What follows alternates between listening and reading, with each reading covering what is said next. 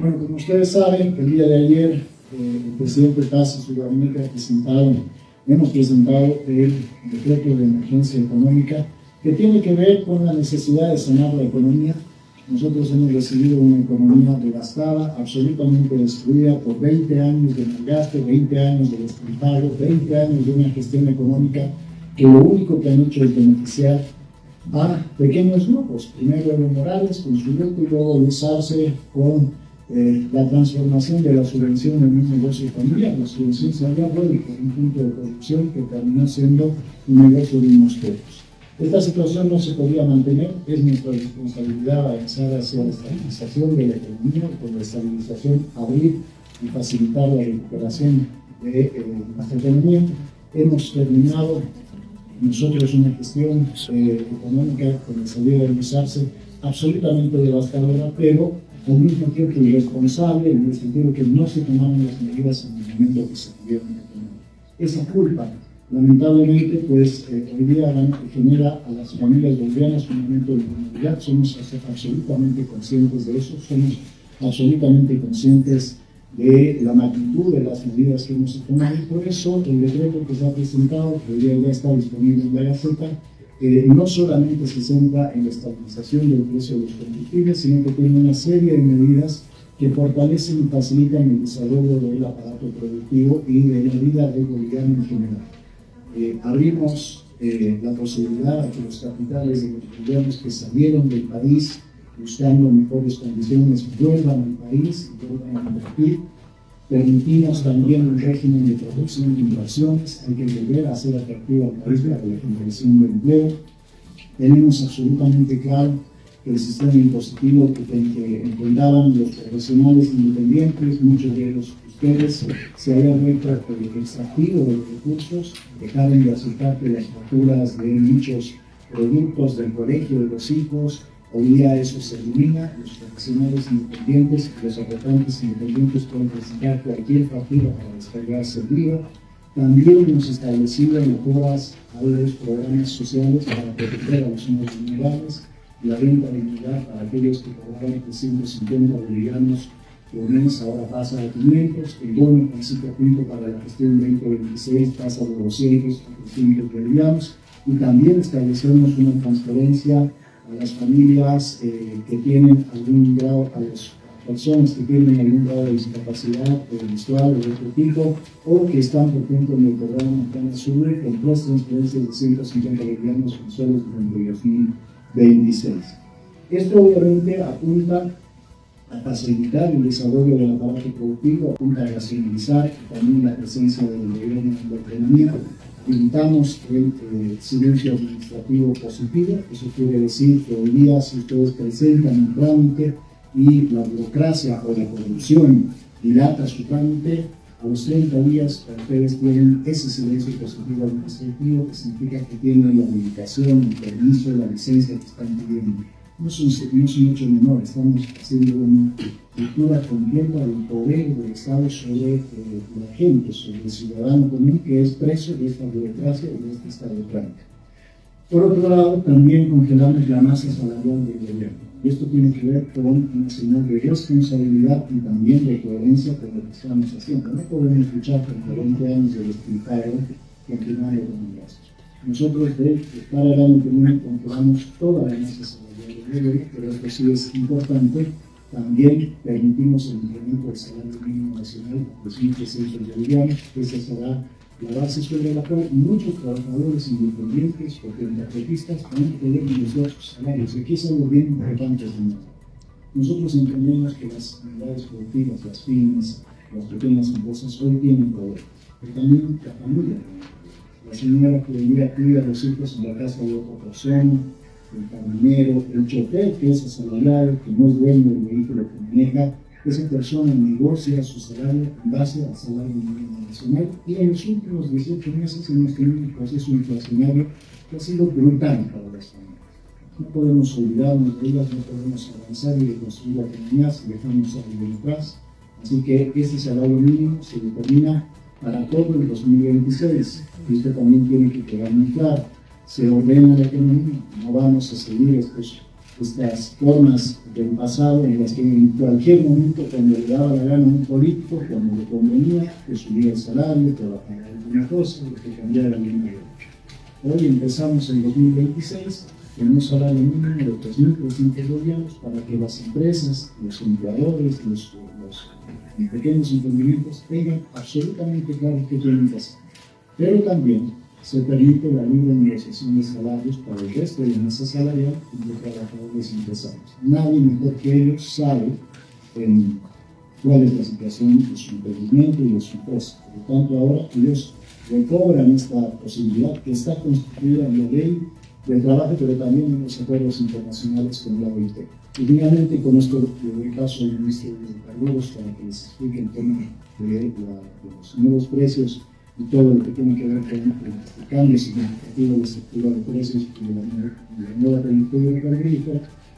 Nosotros, entre muchas otras medidas que se les ha compartido ahora, planteamos también el hecho de que para las nuevas contrataciones que se hagan desde este momento hasta el 31 de marzo del 2026, todo lo que implique costo salarial adicional, los aportes patronales, el seguro, la caja, sea computable para la reducción del IVA.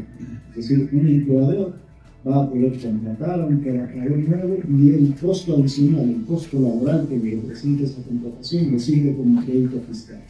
Esto es sumamente importante porque lo que queremos es reactivar la economía. Este decreto lucha contra una emergencia económica, no tiene nada más ni nada menos que ese objetivo y por lo tanto, así como estabilizamos precios, también empezamos a trabajar en el resto de los precios y en el resto de las variables que hoy día están desalineadas. Gracias, ministro. En principio, a través suyo, quiero agradecer todas las muestras de apoyo que recibí en las redes sociales por parte de la gente.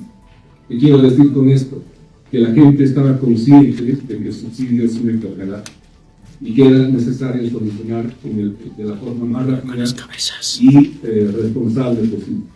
Entonces, gracias a todas las muestras de apoyo, es necesario entender que esta nivelación de precios, esta estabilización de precios, no ha sido simplemente un incremento en los precios de la gasolina, diésel y el resto de productos derivados del petróleo, como se hizo en diciembre del 2010. Ha sido toda una arquitectura de todos los márgenes de la cadena de valor de los precios.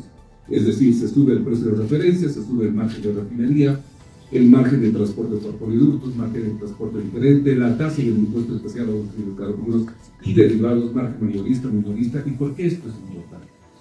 Esto es importante porque se le da mayores recursos a YPF para que pueda reactivar, reinvertir en todas sus plantas, en las refinerías.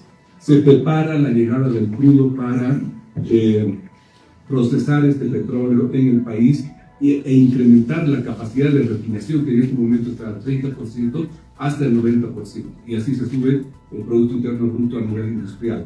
Y más importante, al incrementar el precio de referencia, estamos dando la posibilidad de YPF para que suba el precio al productor. Y cuando sube el precio al productor, sube el precio en boca del pozo. Y cuando sube el precio en boca del pozo, suben los ingresos por regalías del 11%, la regalía para Baby Pando del 1%, la regalía para la participación del PGN del 6% y el IDH del 32%. Cuando sube el IDH del 32%, suben los ingresos de municipios, gobernaciones, universidades y todos los que participan de este impuesto. Esta es la lógica de nuestro presidente del 50-50.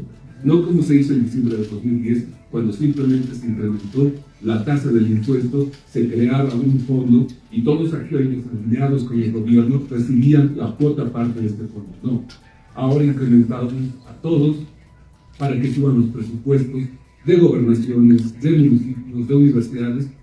Entonces, esta nivelación, este sinceramiento de los precios llega a todos. Dicho esto, ahora, la pregunta es la siguiente. La gasolina está por debajo del diésel oil. Esa es una pregunta que nos están haciendo sus colegas y quiero explicarle a la gente el por qué. Porque la mitad de la gasolina que se consume en el país se produce en el país, lo refina y YPF. Entonces, los niveles de control de la gasolina y su destino son mucho más fuertes que el diésel. Casi gran parte del diésel se importa. En este sentido, que el diésel se vaya al mercado negro, la única forma de combatir ha sido con medidas económicas. No es mayor control, no son nanorobots que me dijeron hace un tiempo meter a la gasolina, no es pintura en el diésel, es una solución económica donde se quita la oportunidad, que llaman los economistas, de arbitrar. ¿Qué quiere decir esto? Se le quita el negocio a esos malos bolivianos que sin piedad le quitaban el dinero a los contribuyentes para ganar en orden de 1 millón a 2 millones de dólares. Entonces, en ese sentido, es que el diésel acercamos a su oportunidad internacional, pero en el caso de la gasolina, como tenemos mayor control de los volúmenes, tenemos un precio de 6.96. ¿Y cuál es el tema adicional? Porque es más difícil comercializar, contrabandear con la gasolina, porque la gasolina es más volátil, y al ser más volátil, las mermas de estos malos bolivianos son más altas, y la ecuación económica se destierra, y adicionalmente es más peligroso transportar gasolina. Es esta la razón que la diferencia en los precios de la gasolina y el diésel. El resto de los derivados se acomodan, y esto es parte de un proceso que ya lo dije a sus colegas y lo digo a la gente.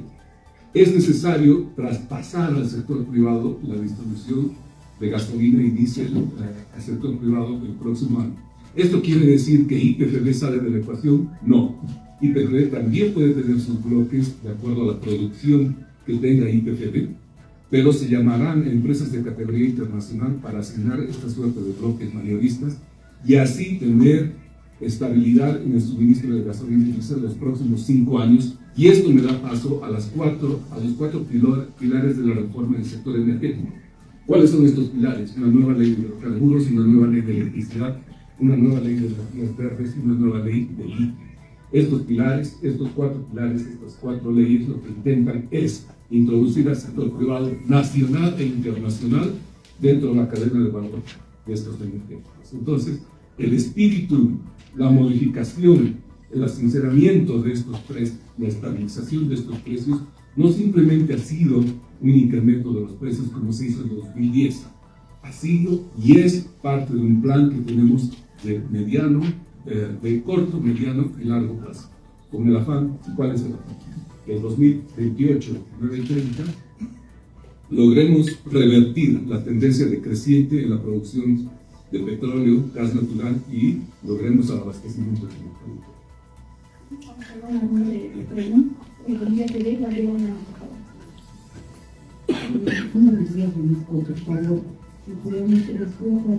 ¿Cuánto costaba al Estado la producción de diésel antes del decreto? ¿Y cómo se espera con todo esto en la definición? Y bueno, se dice que también se van a regir por 6 meses el tema de los precios. ¿Qué criterios se van a usar para definir los precios? Proyectado para el año 2026, 3.500 millones de dólares. Pero claro, la gente que debe tirar es una cifra muy abstracta.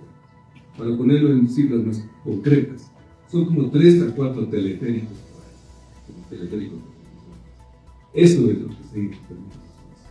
¿De acuerdo? Esa es la ineficiencia que pagamos por el término de la subvención, que equivale a 6.4% del Producto Interno Bruto.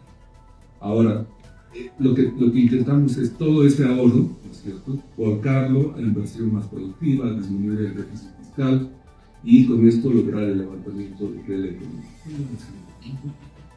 Sé que tuvieron 6 meses aproximadamente para que se pueda definir el precio del año. Entonces, ¿cuáles van a ser los criterios para definir? En el anexo al decreto supremo está el criterio por el cual se cambiarán estos precios luego del periodo transitorio, que es una banda de más o menos 5%, que fue el criterio que se adoptó en el año 2000 hasta el 2004. Invito a la gente a que revise esa norma. Primero fue el ministro de hidrocarburos en 2005 y 2006 y trabajé en el Estado antes.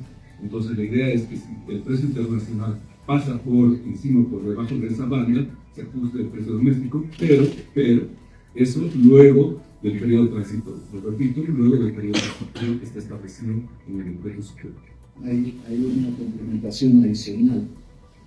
Nuestras estimaciones dicen que cerca del 30% del subsidio era calculado por estas redes de producción que se habían institucionalizado, por eso el presidente hablaba de un estado de cloaca. no eran redes de producción y personal, era toda una institucionalidad en torno a esa producción. 30% de esos más de 3.500 millones de dólares terminaban en bolsillos privados, bolsillos de redes de producción no beneficiadas. Por otro lado, si uno mira la estructura de consumo, cerca del 40% del subsidio terminaba en el uso de familias que no necesariamente requieren una subvención, familias que tienen 1 o 2 vehículos con alto poder adquisitivo y por lo tanto, al final del día, 70% de esos más de 2.500 millones de dólares no beneficiaban a quien realmente lo necesitaba. Por eso que también hay que entender que la subvención, que al final del día es pagada por absolutamente todos, va a comprar cualquier cosa en el mercado, pagando IHD, Bolívar, cualquier otro tipo de producto, paga esa subvención. Esa subvención está haciendo sujeto de una producción a una escala ya extraordinariamente grande que no podría ser mantenida por más tiempo. Bien, gracias. Buenos días, ministro de Salud Nacional de la Comisión. Al ministro de Educación, por favor, el sector de transporte público ha encontrado la emergencia, está en un plazo de 24 horas al gobierno para que se proceda en esta medida de voluntad realmente de la solución de los problemas. Y también cuestión de por qué se ha levantado la subvención de manera general, no gradual y sectorial. Esto va a causar un impuesto de incremento del pasaje en 5 o 6 bolivianos, lo mismo que el transporte interdepartamental ha incrementado el 50% de los pasajes. Muchas gracias. En principio hay que leer el decreto de forma integral, decir a la población.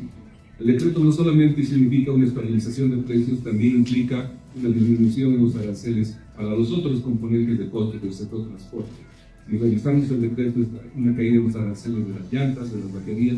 Entonces la pregunta, esto se hizo para compensar justamente el incremento en un segmento de los costos del transporte. La pregunta que habría que hacer al sector transporte es por qué está incrementando, por qué desea incrementar y hacer un pass-through, que llama un traspaso completo a la tarifa, cuando el decreto incorpora figuras, incorpora condiciones para disminuir los costos al sector transporte. Ahora, la siguiente pregunta que usted me hacía bien, ¿por qué no tenemos precios diferenciados? Precios diferenciados es lo que nos ha llevado a la red de corrupción que existe en este momento. En el mundo en el que usted tenga 2 o 3 precios diferentes para un mismo producto, lo que hace el agente económico, lo que hace la gente de a pie, lo que hace cualquier persona racional es comprar barato y vender caro en el mercado negro. Entonces, uno de los objetivos de esta estabilización de precios es eliminar el mercado negro, eliminar esto.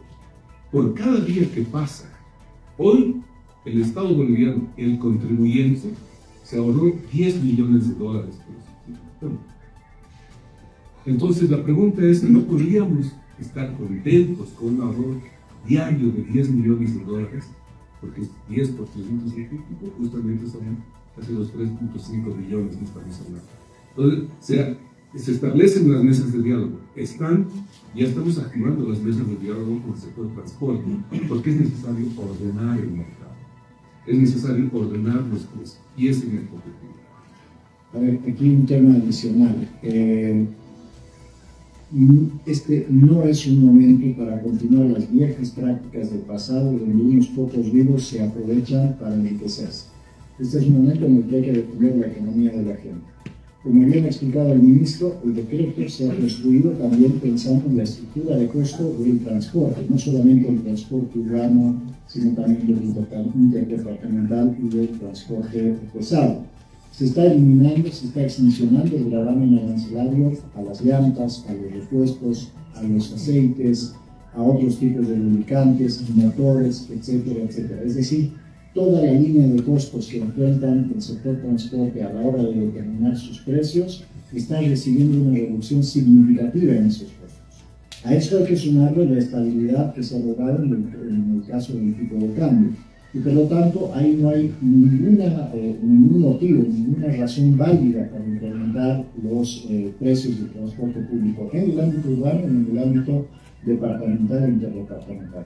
A eso sumando el hecho de que hasta no más de 42, 43 días, como estamos como gobierno hace 40, 41 días, todo está con la duda, hace 41 días más uno, había colas en este país. El transportista se pasaba entre 12, 15, 18 horas por día para obtener un tanque de combustible, trabajaba un día y tenía que volver a la cola. O dejaba a la familia o dejaba de trabajar. Eso era un incremento implícito de sus costos. Hoy día se asegura el abastecimiento porque se elimina la posibilidad del contrabando, se elimina la posibilidad de la corrupción y por lo tanto el abastecimiento empieza a ser absolutamente normal. Fue así desde el primer día del gobierno, pero necesitamos que estos precios se racionalicen para que ese abastecimiento continúe. Si el conductor, si el dueño de la unidad de transporte hoy día tiene menos costos por el lado de todo lo que tiene que ver con consumibles, con llantas y más, y si además tiene la posibilidad de cargar combustible en el momento que lo necesita, definitivamente no hay ningún motivo para que incremente los precios en 100, 150, 200%. Así que aquí a la población decirle, este no es un momento para que algunos pocos se aprovechen de ello. El gobierno está abierto al diálogo, estamos iniciando procesos de diálogo y con todo gusto podemos seguir avanzando en la racionalización y la estabilización del sistema económico para que haya más productividad. Pero no se puede permitir a aquellos vivos que hoy, a título de incremento del precio de los combustibles, quieren aprovecharse de la economía de la gente. Eso no se va a permitir porque este es un gobierno firme que está para proteger esa economía. Vamos con la siguiente consulta, que tenemos la Muchísimas gracias, ministro. Combinamos la red de Bolivia. ¿Qué significa el bono para las familias vulnerables? ¿De dónde se van a sacar estos recursos? ¿Y a través de qué plataformas se deben registrar estas familias vulnerables? Así también, ¿cómo va a representarse el ahorro del Banco Central de Bolivia, ya que no se van a dar créditos a las empresas estatales? ¿Estas por ende tendrían que cerrar o qué va a pasar con ellas? Gracias. Bien, arranco por eso último.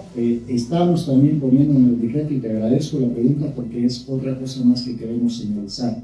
En el pasado, a través de distintas leyes que vulneraban la ley orgánica del Banco Central, se ha otorgado una serie de préstamos para financiar el malgasto, el robo, lo que tú quieras ponerle, autorizando, en realidad empujando al Banco Central a financiar empresas públicas. Se ha financiado el Ingenio San Buenaventura, se ha financiado todo el proyecto de litio que definitivamente nunca llegó, se ha financiado la planta de uva que hoy día poco y nada altera, se ha financiado un montón de empresas de cemento que hoy día prácticamente están desmontadas. En este decreto se le prohíbe al Banco Central cualquier tipo de financiamiento para empresas públicas en el futuro, así que no va a haber nunca más la posibilidad de implementar ese tipo de cosas. Y esta es la señal que también nosotros queremos dar. Por otro lado, en el caso del Programa Especial de Protección a las Familias Más Vulnerables, nosotros estamos estableciendo una serie de transferencias, 3 transferencias mensuales a aquellas familias o aquellas personas, mejor dicho, que están registradas ya tanto en el registro de personas con capacidades especiales, así como aquellas personas que hoy día están inscritas en el régimen del bono Juana Zurduy. Ellas y ellos van a ser los beneficiarios de estas transferencias. Va a ser hecha a través del sistema financiero. Tenemos la base de datos ya para aquellas nuevas personas que se tengan que inscribir en los próximos días. Pues hay procesos claros, la certificación, los análisis y demás. Y a partir de eso, desde el 1 de enero del año que viene, empiezan a recibir estas 3 transferencias mensuales de 150 millones cada una por familia. Agradecemos a todos los que han preguntado a continuación y las recordamos, por favor, con una pregunta por medio. Continuamos absorbiendo las dudas de los compañeros periodistas. Ahora Vanessa Centella, que también ha aportado. Ministro, ¿cómo estamos? Buenos días, muchas gracias por absorber la... Gracias, ministro. Buenos días, muchas gracias por absorber las dudas. Bueno, en mi caso, 2 consultas, por favor, respecto a, con estas medidas económicas, por favor, ¿cuáles son las perspectivas de efectos de inflación que se van a tomar, por favor, para el año 2026 que ustedes están viendo en perspectiva? El tema de la estabilidad laboral también, por favor, ¿cuál es la perspectiva que se va a tener con estas medidas? Por último, en el decreto se habla de diferimiento de créditos, a quiénes alcanza, con qué... cuáles son los condicionamientos, digamos así, es también en un periodo de 6 meses, y nos va a aclarar esos 3 temas, por favor. Bien, empiezo por lo último. El decreto también reglamenta la ley de diferimiento de créditos que se había dejado en el anterior gobierno. Hay que ser absolutamente claros, el anterior gobierno no solamente conforme con destruir las reservas del Banco Central, las reservas de IPF y demás, trató de destruir el sistema financiero. ¿Por qué? Porque se implementaba un sistema de diferimiento ciego. ¿Qué quiero decir? Que aquellas personas que no necesitaban ningún tipo de diferimiento, que querían seguir pagando, porque por algún motivo quieren seguir teniendo acceso a crédito, o porque tienen la posibilidad de llevar adelante el cumplimiento de sus deudas, se las obligaba a entrar en un diferimiento. Y esto lo que significaba era que el sistema financiero dejaba de cobrar el 60% de los créditos otorgados a toda la cartera boliviana. Eso significaba prácticamente el colapso del sistema financiero y sobre todo poner en riesgo el ahorro de los prestatarios. Ese ha sido el nivel de mala intención con el que ha terminado el gobierno de Luis Arce y su gente su gestión hasta hace unas pocas semanas. Con el decreto nosotros reglamentamos esa ley, le permitimos a todo aquel prestatario que necesite un diferimiento presentarse a la entidad financiera y solicitarlo. Ya ante esa solicitud el diferimiento es automático. Entonces, en ese sentido, limitamos, permitimos que quienes realmente necesiten un diferimiento puedan obtenerlo y aquellos que puedan seguir pagando puedan hacerlo, y esto permite también que el ciclo de crédito, después de que alguien paga, alguien también puede sacar créditos prestados del sistema financiero, pues se continúe dando en el país, porque al final del día la única manera de minimizar muchos incumplimientos viene a través del acceso a crédito. La siguiente consulta, por favor. La inflación, por favor. Inflación, te contesto lo siguiente. A ver, el impacto inflacionario que hemos tenido en los últimos 4 meses, yo te diría en los últimos 6 meses del anterior gobierno, estaba relacionado a la falta de combustibles. Gran parte de los precios de los alimentos, gran parte de los precios de muchos productos de consumo duradero habían subido significativamente. Primero porque había un desorden cambiario enorme, la volatilidad del tipo de cambio era significativa. Cuando nosotros asumimos el gobierno, el tipo de cambio estaba en 14 bolivianos, hay que recordar eso. Hoy por hoy estamos en el orden de los 10 bolivianos, hay una caída del 40% en el valor del dólar. Y por otro lado, el desabastecimiento sistemático de combustibles hacía que el camión que tenía que traer el pollo de Santa Cruz no llegara al mercado y por lo tanto el precio subiera. Ese golpe inflacionario, ese shock inflacionario, ha empezado a reducirse significativamente el último mes, primero por la rehabilitación del reabastecimiento de combustible. Hoy hay un abastecimiento sostenido de combustible y esto permite que los precios empiecen a bajar, y también por las medidas fiscales y arancelarias que nosotros hemos puesto. Por lo tanto, nosotros creemos que el impacto de precios que vayamos a tener a partir de estas medidas no va a ser tan significativo en la medida que, primero, el sector del autotransporte entienda y demuestre efectivamente si es que va a tener precios, incremento en sus costos o no, y segundo, que la gente que ya ha tenido que asumir los incrementos de precios, que ya ha emitido esos incrementos de precios, entienda que este decreto también alivia muchos costos, amplía la base tributaria, amplía la posibilidad de uso del crédito fiscal, permite, por ejemplo, la repatriación de capitales y por lo tanto el mayor flujo de dinero en la economía. Vamos a estar monitoreando la inflación en los próximos días, pero creemos honestamente que el impacto no debería ser tan significativo como el que se ha tenido, por ejemplo, por culpa del desabastecimiento de combustible. Muchas gracias, ministros. Al inicio de hoy yo también nos preguntaré cuánto se prevé que acaben las con el tema de limpieza, tomando en cuenta que levantar la subvención no significa que entren dólares a Bolivia. Y al ministro de Economía, por favor. Ministro, ustedes en la campaña electoral han permitido no levantar el subsidio a los hidrocarburos al sector popular. En el debate presidencial, de acuerdo con el debate presidencial, el presidente dijo que no se va a levantar. Entonces, usted igual en varias entrevistas, en una a la agencia Fides, también ha dicho que no se va a levantar el subsidio a los hidrocarburos al sector popular. Y luego, por favor, en el tema del tipo de cambio, ¿hasta cuándo se va a definir este tipo de cambio? En qué igual establece esa situación, por favor. Gracias. Quiero decirle a la población que las filas para el acceso al diésel que se tenían hace 2, 3, 4 meses eran de días, mucho más de un día. A partir que nosotros entramos al gobierno, estas filas disminuyeron e incluso desaparecieron. Entonces nosotros esperamos que estas filas continúen así, desaparezcan. Bueno, ¿cuál era su otra pregunta? Disculpe. Ya, a ver, una relación a la reducción del contrabando significa, como ya les he dicho, un 30% menos de necesidades de importación. Por lo tanto, aquí hay que ser absolutamente claro a la hora de informar y responsable. Las necesidades de divisas también caen. Por lo tanto, no es solamente una cuestión de generar divisas, sino también de racionalizar. El subsidio que se está defendiendo hoy día por parte de algunas personas que viven en el pasado, beneficiaba, llevaba parte de estos 3.500 millones de dólares a bolsillos de privados. ¿Y de dónde salían esos dólares? Del Banco Central, con todo el esfuerzo que se tiene que hacer. 1.000 millones de dólares en los bolsillos de unos tuanos.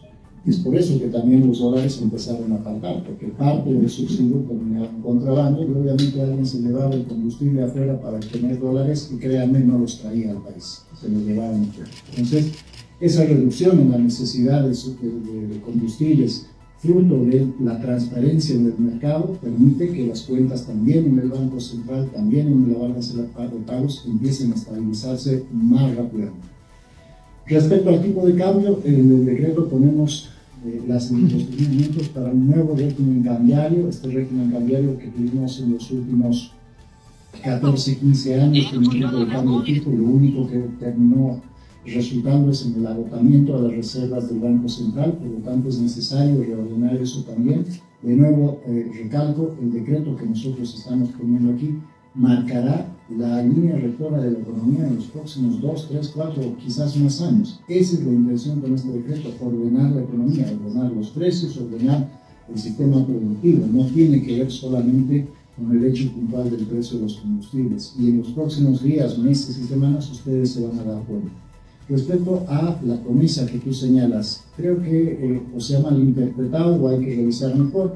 Nosotros fuimos absolutamente claros, tú me estás mostrando una imagen que no muestra lo que dice, muestra lo que el medio dice que dijo. Eso hay que tener claros también. Busquemos las imágenes. Lo que nosotros dijimos siempre en la campaña es que este sistema de subsidios a la oferta no era sostenible, era imposible de sostener. Y lo que sí habíamos planteado en la campaña era que íbamos a pasar a un sistema de subsidios de la demanda, que en parte se está cumpliendo con el incremento de la renta dignidad de 350 a 500 bolivianos, porque le das poder adquisitivo a un grupo vulnerable para poder enfrentar la situación. Estás incrementando el bono Juancito Pinta y estás creando el sistema de protección especial para personas vulnerables. Ahora, ¿hemos salido a un sistema de precios únicos? Sí, porque evidentemente ahora somos conscientes y estamos entendiendo que sostener un sistema de precios diferenciado no era posible en un país donde la producción había llegado ya a niveles que eran insostenibles. Te doy un ejemplo, y aquí estoy abusando de lo que ha hecho el ministro de Hidrocarburos. A los 4 días de ser gobierno, la gente de Hidrocarburos detiene una cisterna que había entrado a Sincata, había cargado combustible y había salido como si nada de Sincata. No había ningún registro de esa cisterna.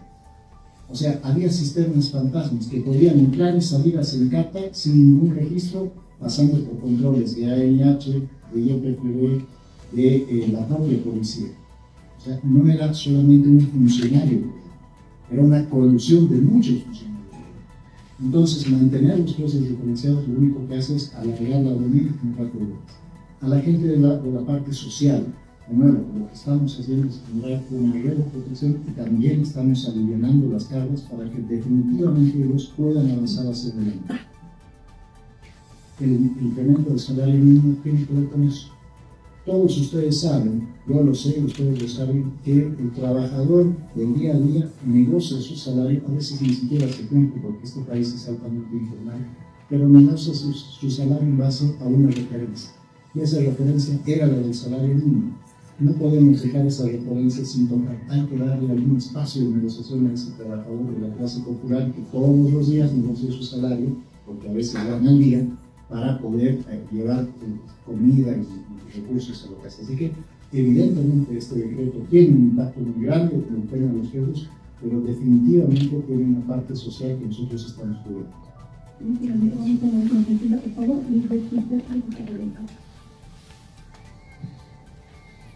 Gracias. Por favor, ministro, ¿qué le decimos a la población? Porque esta decisión ya tiene un efecto dominó. Ya han subido todos los precios, por ejemplo, en la zona comercial de Montaña Royal. Las familias ya no encuentran a esta hora aceite, ya no encuentran poder. ¿Qué se le dice a esas familias? Por favor, y los gremiales también ya han anunciado movilizaciones, porque ellos aseguran que es un tema de consecuencia de lo normal en la A ver, muy rápido, y esto tiene que ver también con las colas en las gasolineras. Hoy no hay colas en las gasolineras porque no haya habido combustible hace 2, 3, 4, 5 días. No hay colas en las gasolineras porque hay gente que hoy está preocupada, que tiene psicosis colectiva, que hay gente que está siguiendo las cadenas de WhatsApp y que están empezando a generar desinformación. Yo creo que este es un momento donde uno tiene que ser absolutamente responsable con lo que dice y comparte. El abastecimiento está asegurado, no va a faltar combustible y por lo tanto no va a faltar aceite, no va a faltar pollo, no va a faltar huevo, no hace falta ir a comprar productos en demasía para poder aguantar algo que pueda pasar. En el futuro el abastecimiento en el país se asegura y de hecho ahora es mucho más creíble que el abastecimiento sea sostenido en el tiempo porque los precios son los que deben ser. Nadie se va a llevar el diésel a Perú, a Brasil o a Argentina. El diésel que compramos cada 2 bolivianos se queda en la. Sobre el tema de los precios, de nuevo, el costo promedio del transporte y el precio de consumo final del pollo es el 7%.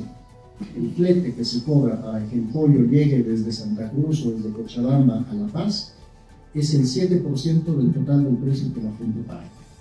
Por lo tanto, y en el costo del flete, el diésel, no representa más del 50-60%, dependiendo de la unidad, del costo total del flete. Por lo tanto, el impacto, si es que hubiera en el caso del pollo, no debería superar el 3%, si es que hubiera, porque ahí depende también mucho de cuánto se produce.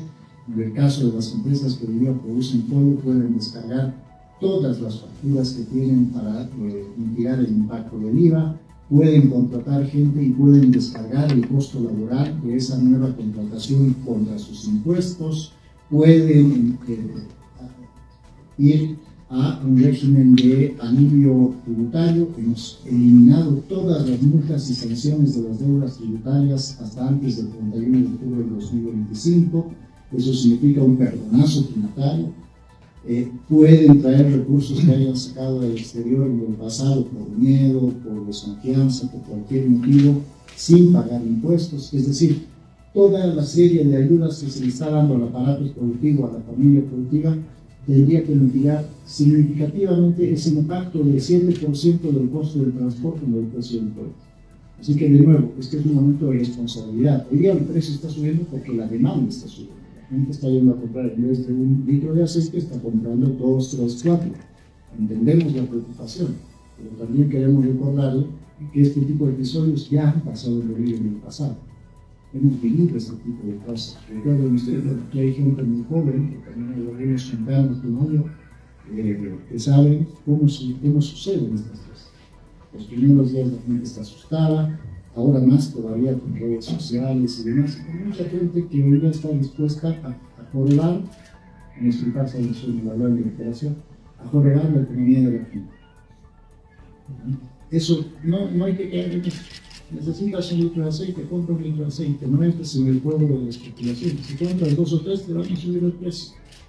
Entonces creo que esto también tiene que ver con un momento de responsabilidad de las autoridades, de los representantes sindicales, de los productores, también de la gente. No caigamos en eso, ¿no? Porque créanme, pasado el momento, los precios se van a estabilizar. Y sobre las familias más pobres, nosotros tenemos una serie, y sobre todo sobre el sector productivo más pequeño, tenemos primero un espacio de diálogo abierto con ellos. Vamos a ir lanzando en las próximas horas, en los próximos días, espacios de diálogo con ellos, porque entendemos que hay muchas cosas que solucionar, pero también está absolutamente claro que no vamos a permitir que haya unos pocos que quieran abusarse o aprovecharse de este momento. Vamos a trabajar con un mercado ordenado, pero ese mercado ordenado tiene que ser también responsable con el fondo. Y de nuevo, incrementos salariales y más para el sector más vulnerable, eso permite a ellos un mayor espacio de negociación. Sí, se me permite, ministro. A la casera en el mercado, a la casera que hace sus satélites, a la casera que vende sus empanadas en el área, en las provincias del país, que utiliza GLP y garrafas, justamente para cuidar a esta casera, el precio de la garrafa se mantiene en 22.5 bolivianos. Porque quienes del sector informal utilizan energía de esa forma son justamente las personas que viven al día, y para proteger a estas personas se decide mantener el precio de la garrafa en 22.5 bolivianos, y a la persona que maneja su BMW, a la persona que maneja su Mercedes-Benz, que tenía una gasolina subvencionada, ahora se acabó. Esa persona que tiene alto poder adquisitivo, que tiene 2, 3, 4 autos de alta gama, ellos tienen que pagar el precio. Agradecemos a la autoridad por las preguntas. Continuamos, por favor, con una ronda más. Rogamos Carlos Villena de UNIR. Buenos días, ministros. Un par de consultas de mi parte. ¿Cuál va a ser la fuente de financiamiento para los bonos, el incremento de la renta de actividad, bono Francisco Pinto y el nuevo bono que están creando? Eso por un lado, y por otro, el tema del GNB, el costo del GNB se va a incrementar, el ministro Medinaceli, y en el tema de la importación de petróleo, ¿qué volumen se va a empezar a importar? ¿Existen las condiciones, está el ducto en reversa para que llegue el petróleo y para que pueda ser refinado en el país? Gracias, ministro. Ok, en los anexos al artículo, en los anexos al artículo 2, se menciona que el precio del GNB es 2.73. Es decir, sí hubo un incremento en el precio del GNB a 2.73 bolivianos por metro cúbico. Está aún por debajo de la gasolina, pero es necesario no romper, digamos, la brecha que había antes versus la brecha que hay ahora, porque tenemos un problema adicional. Debido a las políticas de los últimos 20 años, la producción de gas natural está en constante caída. Por eso nosotros tenemos que priorizar el poco gas que tenemos con las termoeléctricas, con el GNB, las redes y todo.